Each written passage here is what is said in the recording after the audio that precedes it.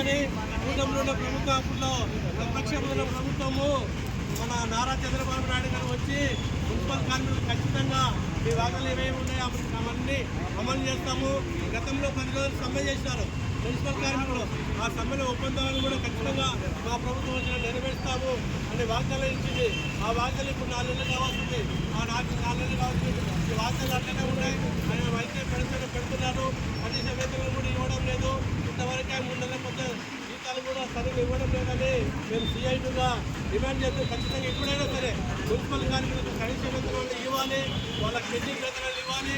సమ్మెకాలకు 10 రోజులు ఏవైతే ఇచ్చిన వాగ్దానాలు అవన్నీ నెరవేర్చే విధంగా ప్రభుత్వం చూసుకోవాలి. లేకపోతే మున్సిపల్ కార్మికుల ఐక్యమే రాష్ట్ర వ్యాప్తంగా దశల వారీగా సమస్యలు పరిష్కరించాలంటే దశల వారీగా వాగ్దానాలు చేసి ఖచ్చితంగా పోతామని ప్రభుత్వానికి వసమిస్తున్నాం. కాబట్టి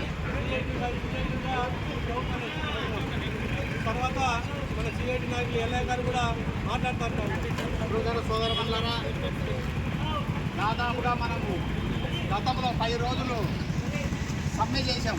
రాష్ట్ర వ్యాప్తంగా 10 రోజుల సమ్మెలో భాగంగా ఆ రోజు అప్పుడు ఉండబడిన ఆ ప్రభుత్వం మనకు చర్చలు జరిపి మంత్రివర్గంతో చర్చలు జరిపిన తర్వాత వాళ్ళు మనకు కొన్ని హామీలు, దాదాపు 11 హామీలు మనకి ఇచ్చారు.